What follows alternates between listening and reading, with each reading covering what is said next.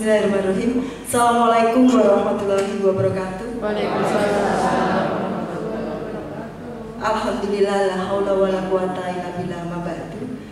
Yang terhormat Bapak Kepala SMA 1 Sidoarjo, Bapak Dr. Eko Rejo Sunaryanto MPD, Bapak Ibu Wakil Kepala Sekolah SMA Negeri 1 Sidoarjo yang kami hormati, dan juga Bapak Ibu Guru yang ada di ruangan ini di Hotel Zam-Zam, kita bersama berbagi yang kami banggakan. Terima kasih atas waktunya.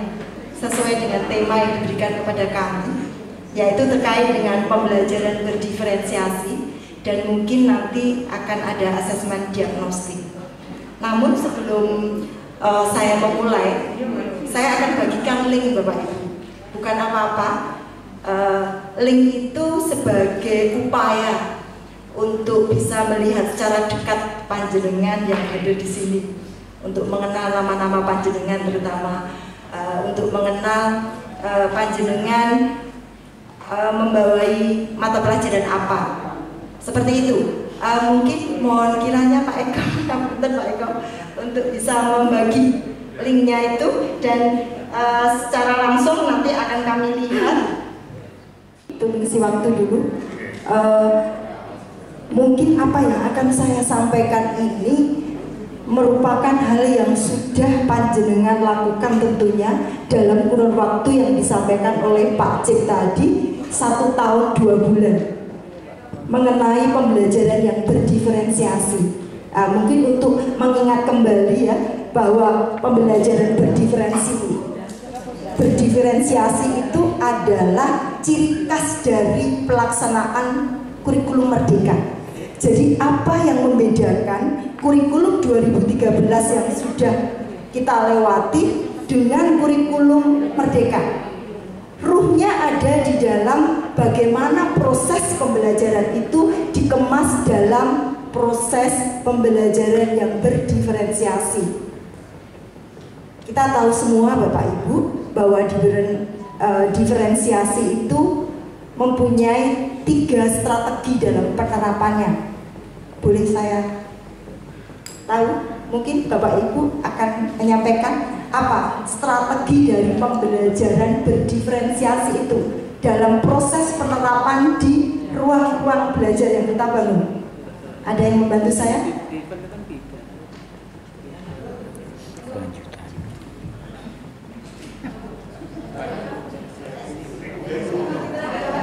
Oh, oke. Enggak apa-apa. Kita semua belajar bersama. Pertama adalah Bu, mungkin monggo. Enggak apa-apa. Ini dikemas santai saja katanya Pak Bapak Komisi 1 komite. Kita tidak terbiasa dengan Komisi 1, Pak. Iya. Ini saya jabatannya banyak, untuk tidak pernah dapat SK dan tidak dapat tunjangan. Kita berapa tak? Jadi dalam ya Pak. Oke. Ya, jadi kita belajar bersama saja. Ya, belajar bersama sampai di mana? Ya. Bisa diulang kalimatnya tadi bisa. Dalam pembelajaran berdiferensiasi itu ada 3 strategi dalam penerapannya, yaitu diferensiasi apa, dan apa. Konten, proses. Ya betul. Monggo. Tidak apa-apa Bu, ayo Bu. Karena salah satu upaya kita mengingat lebih lama, salah satunya apabila kita saling berbagi begini. Monggo Ibu. Ya. Tidak apa-apa, sambil baca tidak apa-apa. Ya. Pembelajaran diferensiasi ada 3, yaitu diferensiasi konten, diferensiasi proses, dan diferensiasi produk Ibu. Oh siap. Betul, 100 untuk. Mungkin bisa beralih ya Pak ya. Jadi seperti itu. Jadi dalam penerapan pembelajaran berdiferensiasi, kita mempunyai 3 strategi. Pertama, bagaimana pembelajaran itu dikemas dalam diferensiasi konten. Konten itu terkait dengan apa Bapak Ibu? Yaitu terkait dengan materi, betul. Dengan materi, dengan isi, terkait dengan topik, terkait dengan CP. Seperti itu. Sedangkan ketika kita menggunakan strategi diferensiasi proses, itu terkait bagaimana pelaksanaan pembelajaran berdiferensiasi itu kita lakukan di ruang kelas atau di ruang belajar kita. Itu namanya diferensiasi proses. Jadi bagaimana pelaksanaannya? Apakah memfasilitasi kebutuhan belajar siswa ataukah tidak? Ataukah baru setengah-setengah? Saya ulangi lagi ya, bahwa Bapak Ibu dalam proses pelaksanaan pembelajaran dalam kurikulum Merdeka tidak ada kata salah. Yang ada yang salah itu jika tidak membuat, jika tidak masuk kelas, jika tidak mengawal dan mendampingi siswa gitu. Sedangkan strategi yang ketiga yaitu penerapan strategi dalam diferensiasi produk. Jadi kalau terkait kurikulum 13 kemarin, diferensiasi produk biasanya kita menyuruh sama ya. Kalau mengerjakan soal semua. Ya, kalau membuat laporan semua. Kalau membuat PowerPoint semua. Sekarang tidak. Produk dibuat strategi diferensiasi. Jadi boleh sesuai profil belajar siswa. Apakah itu kinestetik, apakah itu auditory, apakah itu visual. Betul. Jadi itu bisa dibagi di ruang belajar panjenengan untuk bisa diferensiasi produk. Mungkin bisa dilakukan tadi linknya. Oh, enggak bisa juga, belum ya? Kenapa ya? Apa yang masalah itu? Laptop saya. Selanjutnya Bapak Ibu, mungkin bisa jalan ya Pak. Sebenarnya nanti kita akan lihat. Jadi dari link yang saya bagi itu nanti kita akan melihat mana posisinya Bapak Ibu di A, B atau C gitu. Harapan saya seperti itu. Kita lewati Pak, ya kita lewati lanjut. Nanti ada linknya, itu Bapak Ibu bisa membuka untuk melihat lebih dekat tentang asesmen diagnostik. Tapi kita akan pembelajaran berdiferensiasi aja dulu Pak, karena kita ini proses langsung pembelajaran berdiferensiasi Pak. Langsung di bawah kayaknya ya. Jadi, saya ulang lagi. Jadi bagaimana pembelajaran berdiferensiasi? Kita ini makna dari pembelajaran berdiferensiasi. Ada yang bisa membantu saya? Ya, bisa. Oke, siap. Saya punya pandangan ya. Oh iya. Kita lihat dari kata berdiferensiasi, dari kata bahasa Inggris different, berbeda kan gitu ya. Mungkin panitia agak salah ya, itu berdiferensiasi, harusnya berdiferensiasi. Harusnya berubah jadi. Gini Bu Tia, saya punya pemahaman ya, mungkin literasi saya. Pembelajaran berdiferensiasi adalah pembelajaran yang mengakomodir kebutuhan belajar murid. Yang pertama, setiap murid memang mempunyai karakteristik yang berbeda-beda. Ada lagi pengertian pembelajaran berdiferensiasi tidak berarti pembelajaran dengan memberikan perlakuan atau tindakan yang berbeda untuk setiap murid. Baik anak yang IQ-nya tinggi, rendah, kita memperlakukan sama. Mungkin dari segi konten, strategi itu yang kita kembangkan. Saya rasa itu sementara. Iya, betul. 100. Jadi memang ruhnya di pembelajaran berdiferensiasi bukan diferensiasi ya Pak. Wah ini ralat ini Pak Eko yang kena bahasa Indonesia. Jadi berdiferensiasi di sini adalah upaya untuk memenuhi kebutuhan belajar. Kalau ini saya lanjutkan saja untuk Tomlinson Pak. Jadi pengertian lanjut lagi itu nanti biar ya lanjut lagi Pak. Lagi jadi berdiferensiasi ini adalah kata Tomlinson adalah usaha menyesuaikan proses. Jadi usaha menyesuaikan proses pembelajaran agar bisa memenuhi kebutuhan belajarnya. Jadi usahanya itu bagaimana? agar kebutuhan siswa yang punya pilihan-pilihan itu bisa kita fasilitasi. Intinya seperti itu. Jadi besok saya diundang oleh Pak Eko untuk bersama-sama dengan panjenengan melihat Pak Nanang, begitu ya Pak ya. Kita alamiah saja seperti itu. Harapannya Bapak Ibu bahwa pembelajaran yang kita terapkan itu bisa menerapkan strategi baik diferensiasi kontennya, diferensiasi proses maupun diferensiasi produk. Kenapa harus seperti itu? Karena itu yang membedakan kurikulum 2013 dengan kurikulum Merdeka.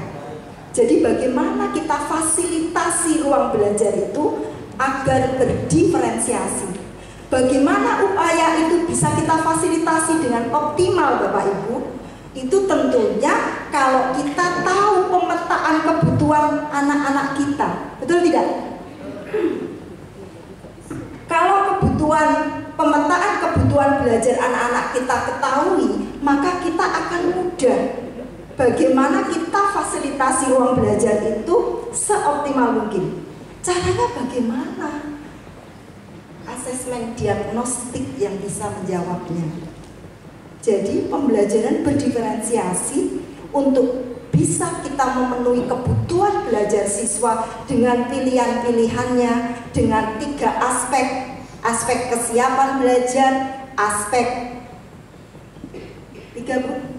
kesiapan belajar, aspek minat belajar, aspek profil belajar, itu bisa kita petakan setiap siswa yang kita ajar. Dan upaya untuk mencapai itu dengan cara bagaimana Bapak Ibu? Yaitu dengan menghadirkan asesmen diagnostik. Kayak dokter lah, diagnostik itu kan ingin tahu ya, ingin mengetahui janjane anak kai ini nate opo tuh, janjane anak kai itu keluarganya bagaimana. Kayak cerita Jainal di awal tadi, itu salah satu diagnostik sudah. Kalau anak itu punya kebutuhan khusus untuk mungkin ingin diperhatikan lebih atau apa, begitu. Orang tuanya bagaimana? Bagaimana mereka belajar? Apa yang mereka sukai? Gitu. Nah, sekarang loncat Pak ke diagnostik lagi. Karena saya yakin Bapak Ibu pembelajaran berdiferensiasi sudah mempraktekkan optimal dan tidak, jangan dipikir dulu Bapak Ibu. Yang penting kita jalan dulu, jalan. Insya Allah panjenengan akan menemukan solusi-solusi yang akan membangun kekuatan untuk paham betul. Di awal tadi karena linknya sudah bisa dibuka, langsung bisa dibuka ya. Sudah dibagi. Oh, alhamdulillah. Monggo untuk memastikan Pak A, B, C itu catatan kita ya Pak ya, bukan diberikan ke siswa. Itu catatan kita untuk mengetahui kebutuhan belajar mereka. Seperti itu. Bukan yang itu Pak, yang link pertama, slide pertama. Slide pertama, monggo dijawab semampunya, tidak.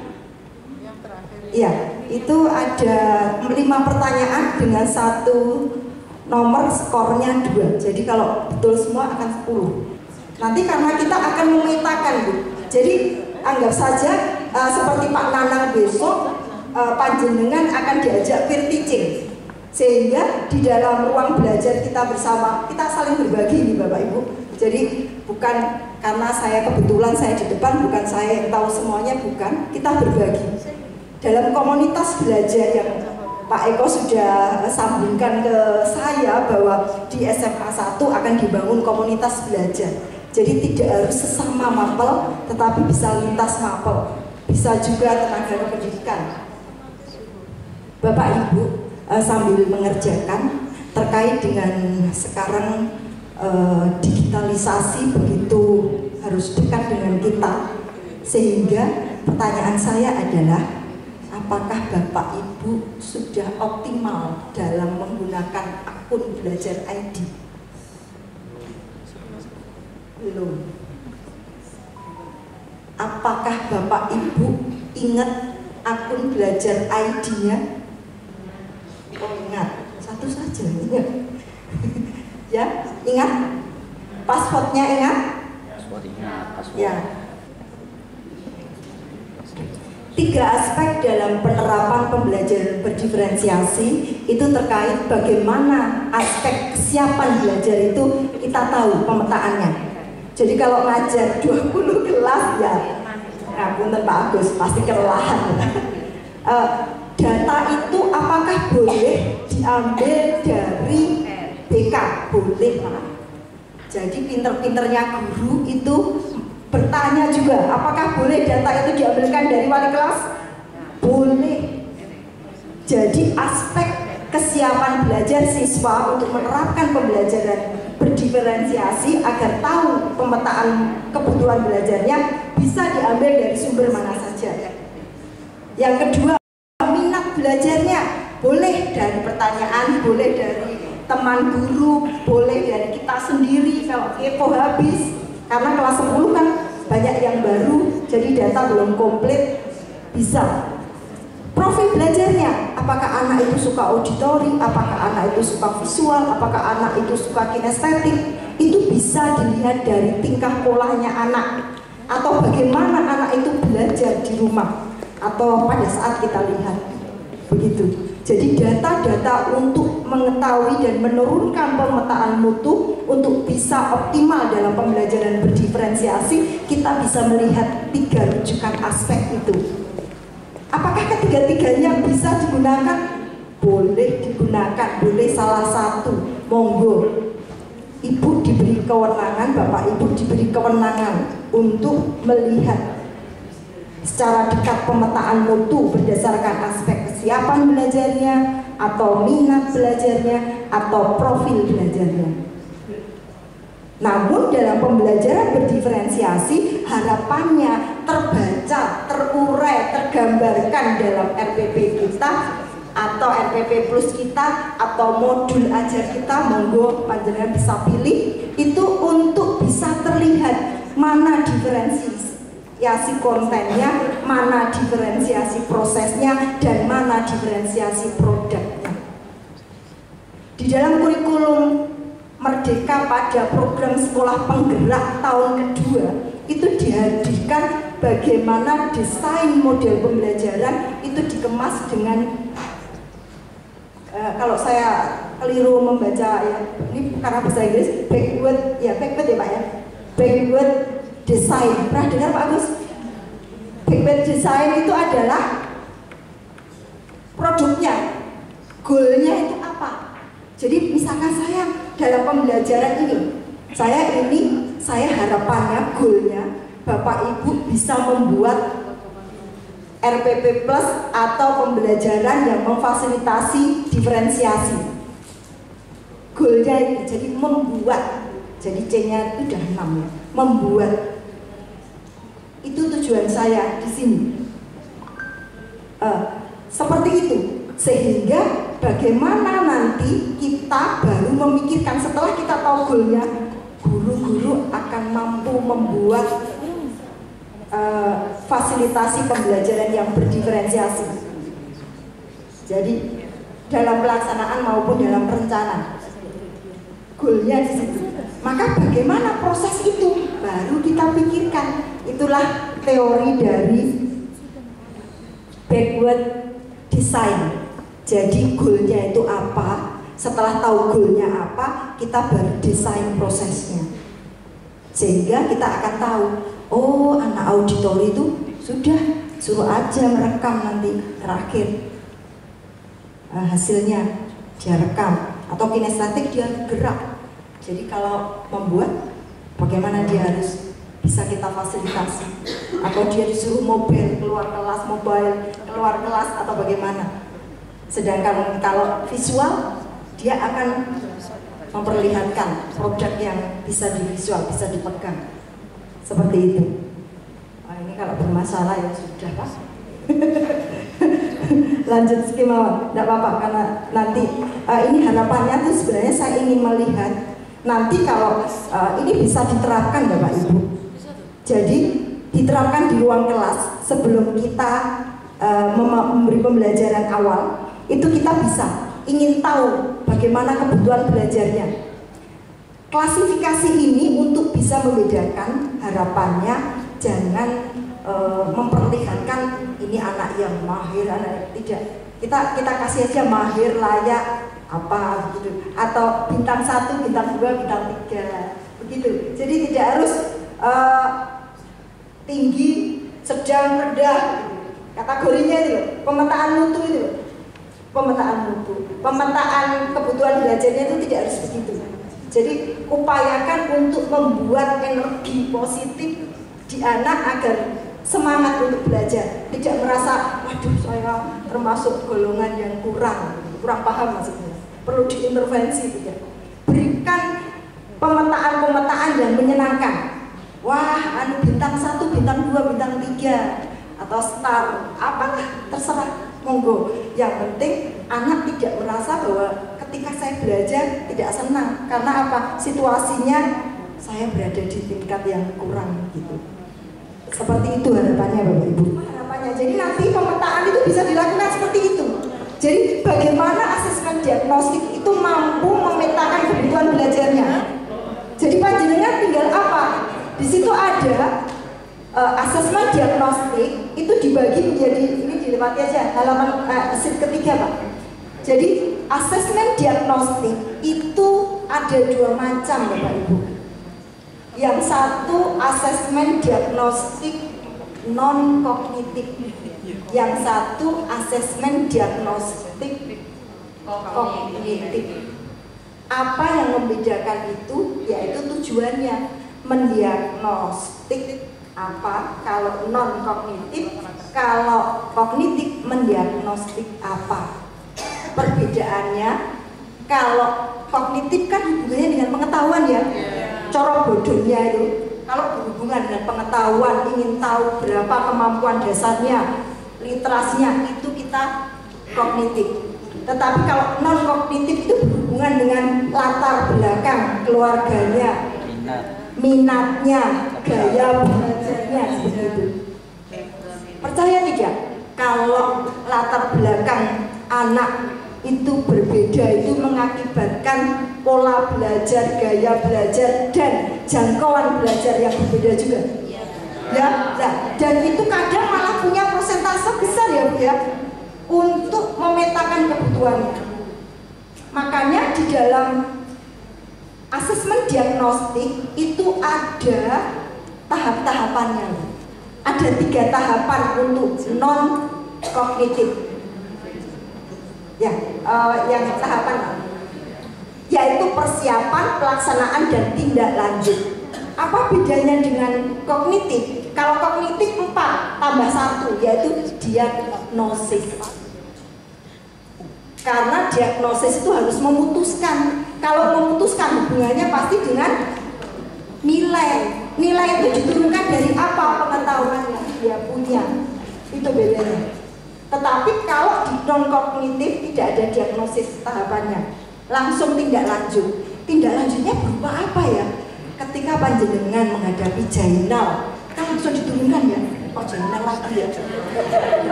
Ini perundungan ya. Tapi gini, kemarin itu sampai kita ngobrol tentang perundungan.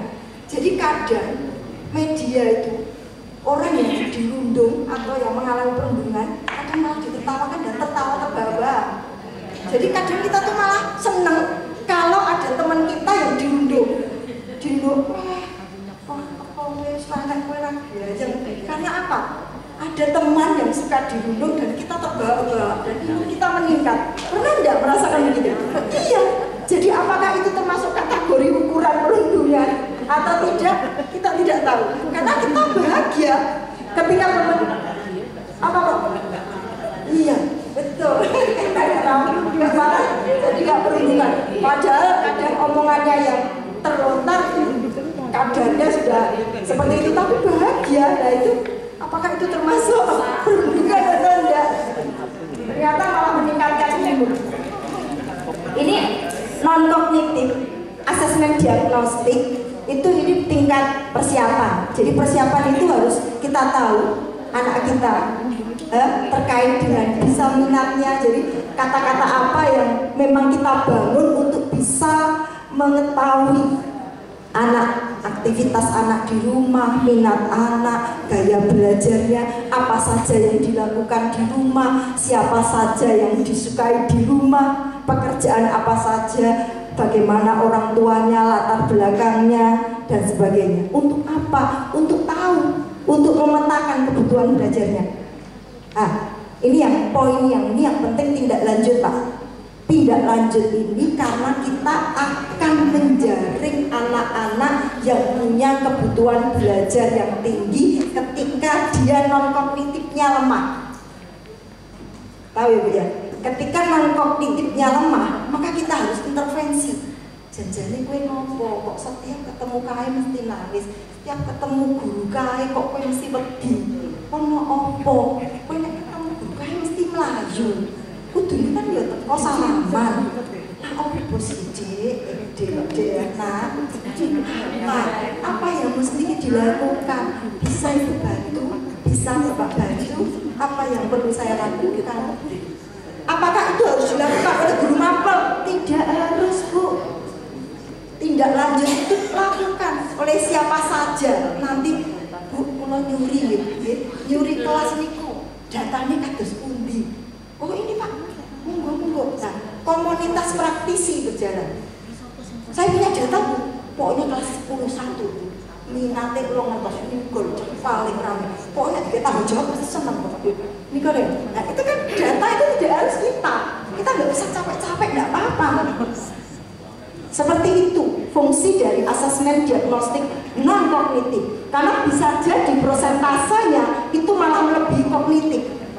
Karena ketika kita diajak ke ruang minat itu anak-anak kadang antusias ya Bu ya. Tapi nek ayo literasi literasi 5 biro. Boten Bu, ngangun.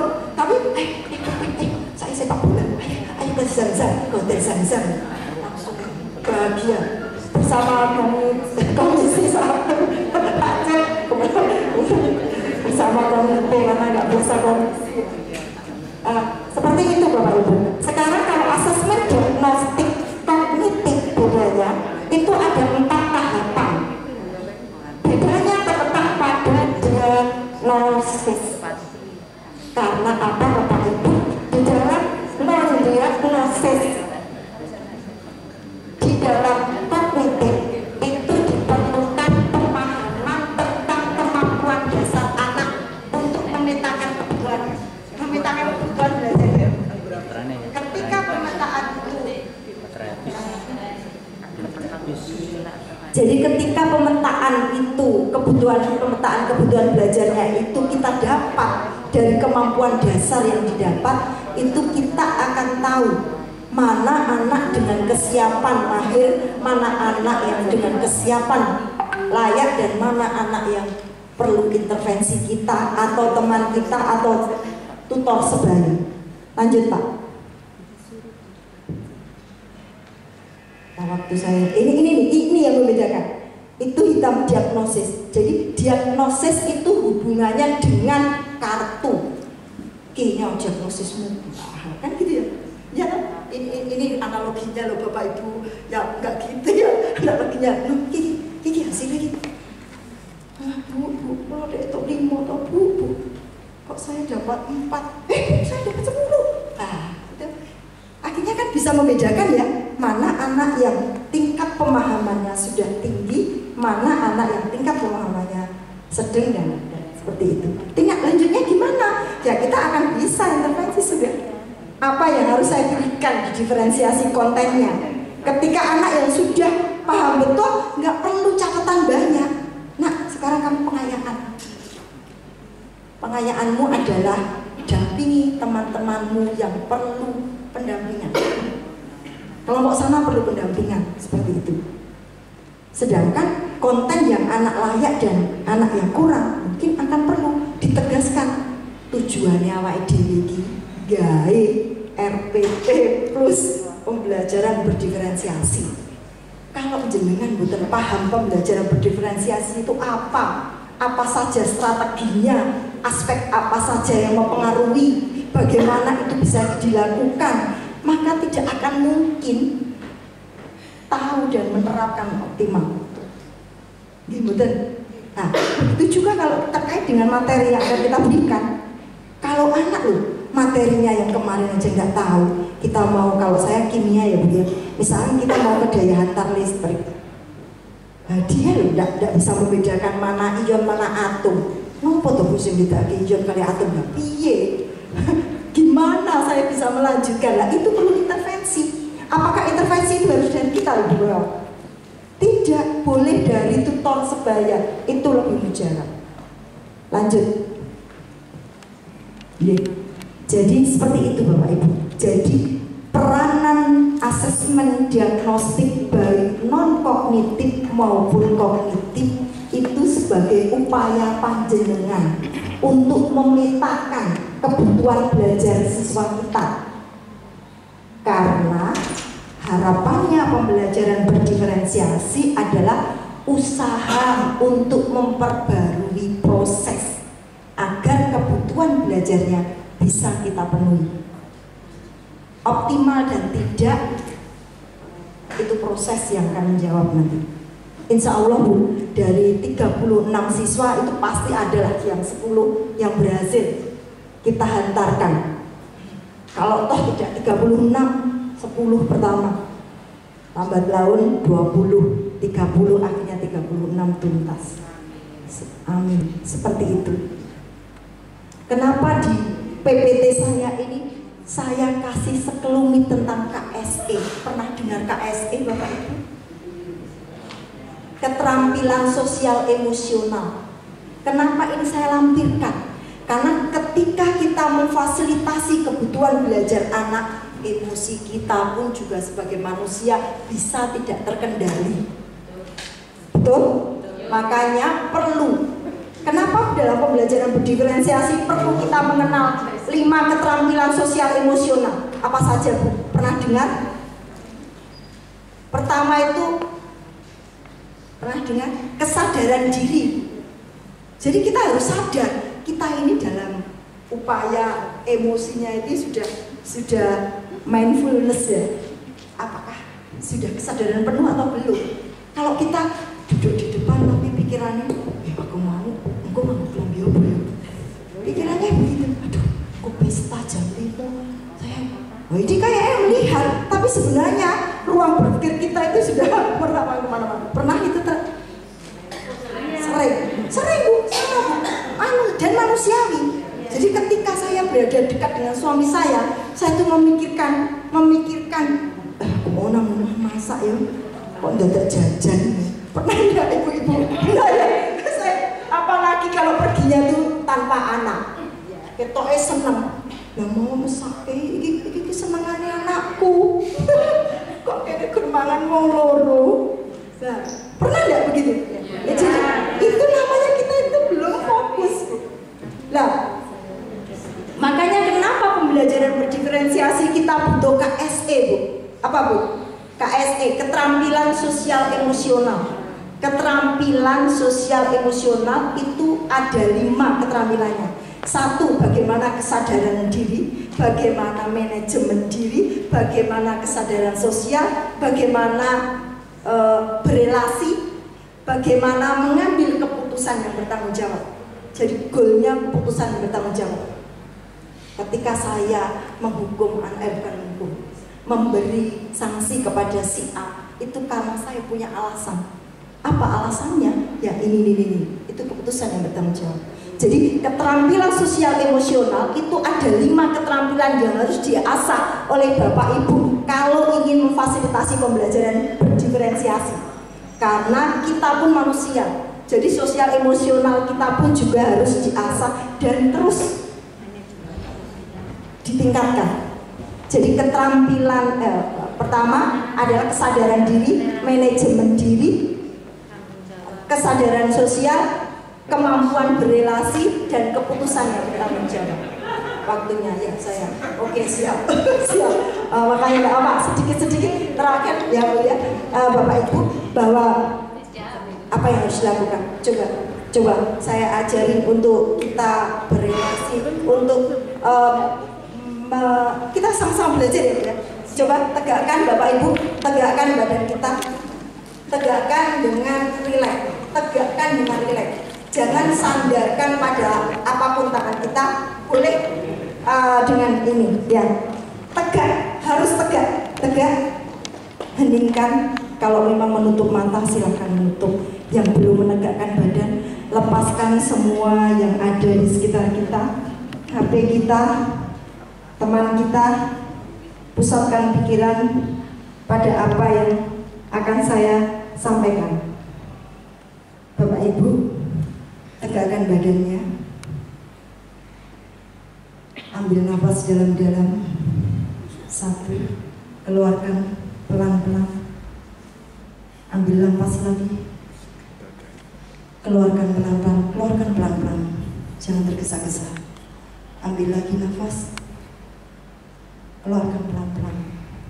Sejatinya inilah karunia dari Allah Subhanahu wa Ta'ala atau Tuhan yang telah memberikan nafas pada kita, dan itu anugerah yang paling indah ketika kita dalam keadaan sehat walafiat. Semoga kebahagiaan dan apa yang kita inginkan hari ini bisa terus kita perjuangkan untuk yang terbaik untuk SMA Negeri 1 Sidoarjo. Lepaskan kembali, ambil nafas lagi. Lepaskan pelan-pelan Bapak Ibu. Ambil nafas lagi pelan-pelan. Lepaskan. Terima kasih. Wassalamualaikum warahmatullahi wabarakatuh. Waalaikumsalam warahmatullahi wabarakatuh. Terima kasih Bu Rupiah dari cukup luar biasa.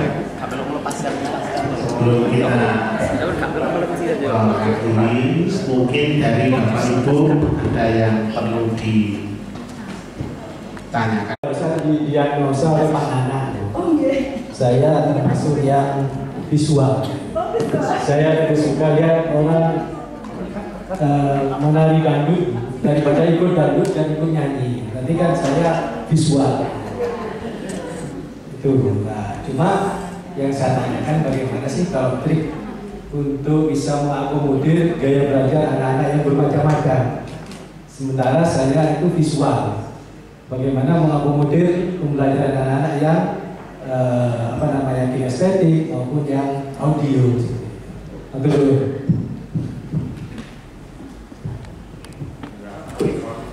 Mungkin satu langsung ya. Monggo Bu ya. Pak Eko. Oke. Mungkin satu dijawab terus baru berikutnya begitu. Pak langsung. Saya ngikuti komisi 1. Oke, monggo Pak Eko. Seperti 3 gitu. Ya, 3 pertanyaan. Saya jadi takut moderatornya keren banget. Ya, berisiko cahaya ini. Budia mungkin begini, ini untuk kita semua. Jadi kalau pembelajaran berdiferensiasi itu kan, diferensiasi itu ada pada tipe-tipe ini ya, gaya belajar kan ya. Gaya belajar jadinya banyak, kombinasi bermacam-macam, audio, visual, kinestetik dan sebagainya. Nah, ada fakta baru barangkali untuk kita semua, yaitu fakta adanya anak-anak berkebutuhan khusus. Kalau zaman dulu anak-anak berkebutuhan khusus ABK ini hanya boleh masuk di sekolah yang non SKS. Tetapi pada PPDB beberapa tahun terakhir, anak-anak berkebutuhan khusus juga boleh masuk sekolah program SKS. Itu fakta yang pertama. Yang kedua, pada dasarnya anak-anak yang berkebutuhan khusus ini juga punya kesempatan untuk berstudi lanjut S1 bahkan S2. S1 bahkan S2. Kebetulan ada kawan kita yang dari PLP kita dari UNESA itu mungkin berkebutuhan khususnya bukan yang slow learner misalnya begitu, bukan, tapi mungkin siapa itu? Mbak Erlin itu karena mungkin tunarungu. Tetapi pada keturunan tertentu, misalnya dari sisi IQ yang slow learner itu sampai di bawah 70 misalnya begitu dari ketentuan itu, ternyata faktanya ada di antara mereka itu yang atau mungkin keturunan yang lain saat ini ada yang sampai berstudi lanjut di S2 di di UNESA, di UN dan sebagainya. Nah ini menunjukkan bahwa diferensiasi itu sekarang variannya sudah berkembang kemana-mana. Tetapi di SMA 1 Sidoarjo khusus berbicara tentang gaya belajar yang berbeda-beda. Nah, barangkali ini juga bisa penting untuk kita Asmanisda, termasuk untuk kawan-kawan yang non guru misalnya di tenaga pendidikan juga penting karena sehari-hari juga berinteraksi dengan anak-anak yang mungkin punya gaya belajar yang berbeda-beda. Tambahan data saja. Matur nuwun ngapunten. Terima kasih waktu yang diberikan pada saya. Butia, saya ngajar di kelas 11. Kebetulan kelas 11 itu ada kelas 11 IPA 11 1, 11 5, 11 6, 7 dan 8. Yang paling membuat saya susah itu adalah anak yang ada di kelas 11 8. Ya. Karena di situ ternyata ada beberapa anak komunitasnya sama. Jadi mulai gaya belajarnya, gaya dia, pokoknya semuanya hampir sama. Terus akhirnya membuat kelas itu tidak kondusif. Nah, saya mau tanya ke Butia, karena saya sudah melakukan beberapa cara untuk anak sebanyak 6 atau 8 anak itu, bagaimana caranya agar anak ini membuat teman-temannya yang lain kondusif dalam belajar. Sampai saya mengatakan ke teman-teman guru, apakah benar anak ini seperti ini waktu kelas 10? Apakah benar anak ini di kelas ini seperti ini? Tapi kadang-kadang guru itu juga tidak komunikatif dalam hal itu. Dalam hal anak itu memang begini, anak itu memang begini. Jadi seolah-olah saya sepertinya menjudge anak itu begini. Padahal kenyataannya memang seperti itu. Cuman mungkin guru-guru merasa, memang seperti itu. Lah, bagaimana Butia? Saya memperlakukan anak-anak itu agar anak-anak itu bisa konsentrasi, bisa belajar dengan gayanya. Karena saya lihat kalau begitu dia masuk keluar, izin tidak balik. Lagi ada masuk tidur. Terus sudah itu, bahkan maskernya warna hitam, ditaruh di matanya, ya sudah anon. Sampai jam terakhir pun, kebetulan kita kimia itu kalau jam terakhir ngajar, anak-anak sudah overload. Tidak hanya anak, kita pun sebagai gurunya juga seperti itu. Lah saya mohon pencerahan dari Butia agar pembelajaran berdiferensiasi ini tercapai di kelas itu. Ini masalah saya ya Butia Nyeduko. Terima kasih waktunya yang tadi diberikan pada saya. Assalamualaikum warahmatullahi wabarakatuh. Terima kasih Bu Ci, luar biasa. Untuk nomor 1 tadi di awal saya sampaikan bahwa pembelajaran berdiferensiasi itu terkait dengan 3 aspek rujukannya. Jadi apakah aspek kesiapan belajar yang kita ambil, ataukah aspek minat belajar, ataukah aspek gaya belajar atau profil belajar. Pak Agus tadi menyampaikan bahwa jika saya itu visual, profil belajarnya, gaya belajarnya, bagaimana saya bisa memfasilitasi ruang belajar saya untuk anak yang kinestetik dan auditori, gitu ya Pak ya. Nah, ini kita berbagi, jadi boleh saja apa yang saya sampaikan tidak disetujui, boleh. Ketika kita bicara tentang profil belajarnya, maka kita akan tahu lebih banyak tentang pemetaan kebutuhan belajar anak berdasarkan profil belajarnya. Jadi anak yang kinestetik bisa kita perlakukan untuk diferensiasi konten yang seperti apa yang membuat anak itu mobile. Kalau visual berarti dia harus memegang. Jadi kita harus bawa alat peraga. Ini loh alat peraganya. Kalau anak yang auditori bisa dengan melihat dan mendengarkan, atau mendengarkan arahan temannya atau gurunya, itu sudah bisa. Tetapi anak yang visual, dia perlu, ini loh alatnya, ini alat ukur itu yang saya maksud dari Bapak itu seperti ini. Bisa dipusatkan kalau dalam ruangan, mungkin di pojok kanan, di pojok kiri, di tengah, atau manapun. Kita taruh saja, mereka akan mendatangi. Ini saran ya, ini bisa, ini berbagi ilmu saja. Boleh dilakukan, boleh tidak. Sedangkan anak yang kinestetik, dia mobile, kecuali mobile dia harus gerak. Maka dia harus dikasih ruang bagaimana dia bisa presentasi, bisa memberikan performanya pada kita atau pada temannya. Dikasih aja di pojok sana. Mungkin ada tayangan PowerPoint yang bisa untuk diferensiasi kontennya. Bagaimana prosesnya? Prosesnya boleh berkunjung, saling membagi ilmu, keterkaitan dengan panduan yang bisa dijadikan sebagai asesmen. Kita boleh menggunakan LKPD, kita boleh menggunakan rubrik penilaian, kita boleh membuat kesepakatan bahwa tujuan pembelajaran hari ini adalah seperti ini, sehingga goalnya seperti ini, seperti itu. Jadi bagaimana produknya, otomatis produknya akan beda-beda. Ketika anak itu visual, dia akan bisa memberikan karya, karena dia langsung tahu, oh iya Bu, saya sudah tahu Pak, oh cara membuatnya seperti itu ya Pak ya, oh iya saya sudah melihat, oh iya, saya bisa membayangkan apa yang harus saya lakukan ketika nanti saya harus membuat.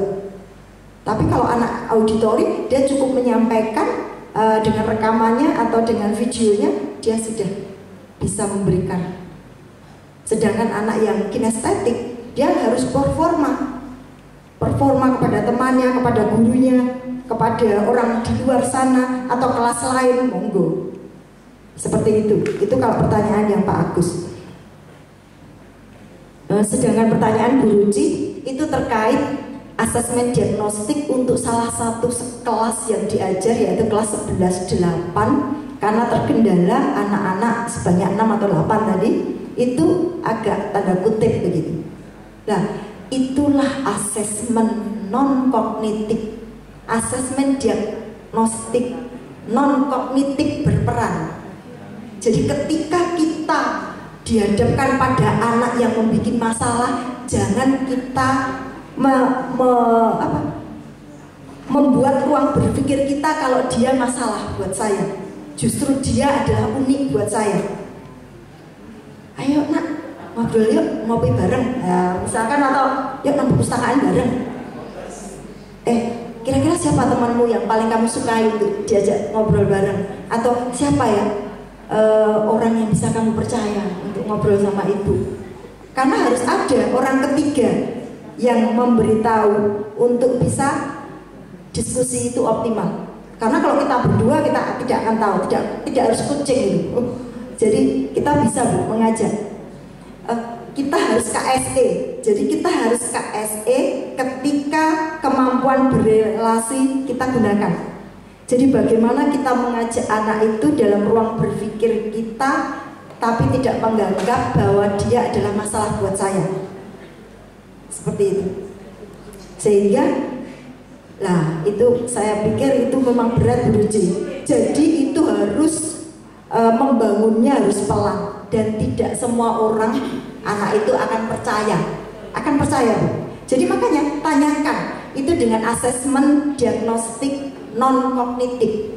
Jadi kita rujuk dengan pertanyaan yang membuat anak itu terbuka untuk curhat ke kita. Lah ruang itu bisa kita fasilitasi jika kita dipercaya oleh anak itu. Jika tidak dipercaya, bisa nitip ke orang yang bisa dipercaya. Itu bisa, kuncinya bisa apa Bu? Tanya sama teman yang lain yang mungkin jadi pengamat. Anak itu kira-kira sopo yang paling disegani? Oh Pak Cik. Wah langsung Pak Cik kita bawa. Pak Cik aku curhat Pak Cik. Pripun to Pak carane? Oh iya Bu gampang. Sesuk nek ana dana ya Bu. Kayak ana dana jadi ajak ngopi misalnya. Karena apa itu? Kenapa ngopi itu jadi sebuah istilah untuk mengurai masalah? Ternyata betul Bu. Jadi kenapa bapak-bapak itu suka ngopi ya?